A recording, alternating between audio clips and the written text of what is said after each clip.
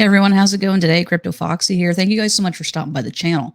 So, as you guys know, I cover the ASI merger on the channel all the time, but this one's a bit different. Render's actually going through a change as well. So, we're going to talk about what that means for Render, take a look at some price action as well, and basically kind of give an overall view of what's going on with Render. So let's jump into it in this video. Make sure you guys smash the like button and subscribe to my channel as well for more cryptocurrency news.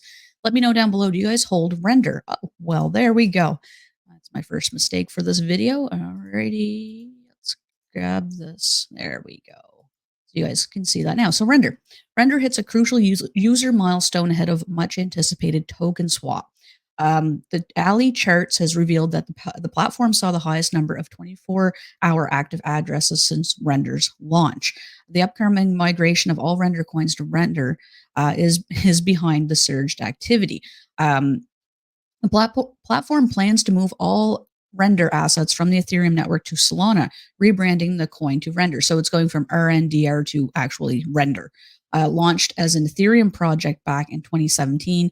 It originally did, but since the community has voted to, in 2023, to have a migration to the Solana blockchain. So the reason for that being is because they liked cheaper fees and the transaction speed. So they thought they put in a community vote to have the token moved to the Solana blockchain, and that's basically what is happening now.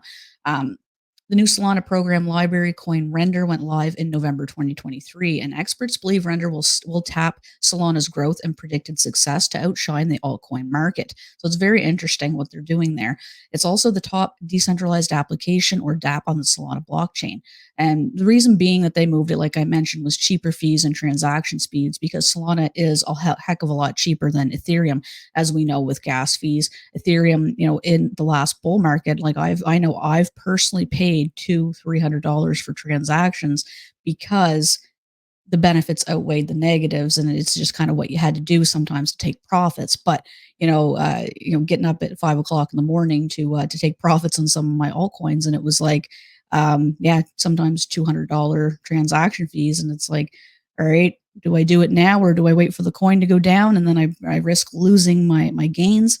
And the majority of the time, it actually did play through for me, and it was a good decision. But at the time, it's like that would deter a lot of people. You need a couple $100 in Ethereum in order to make a transaction. It's absolutely insane.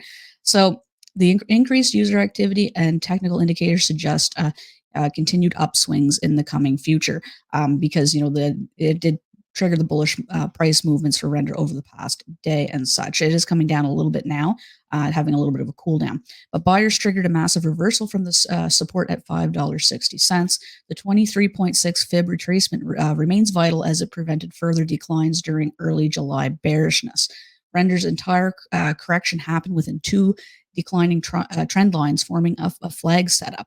That positions the altcoin for an impressive long-term surge. Bulls can trigger a 30% surge from hitting the flag pattern's crucial resistance level. So there's still some room to go before we do hit that resistance level. And we can see Render regaining the 20, 50, 100, and 200 daily exponential moving averages, which would be huge. A breakout from the flag pattern remains essential for stable upsurges. So let's jump over and look at the chart right now. Like I mentioned, we are going through a little bit of a cool off in the last couple of hours, but overall the 7-day chart is looking fairly nice, up 6.18 in the last 7 days. And it's obviously, today it's kind of coming down a little bit, but it definitely had a pretty decent week. Even since the whole entire altcoin market has had a little bit of a bump up, that's probably helped as well.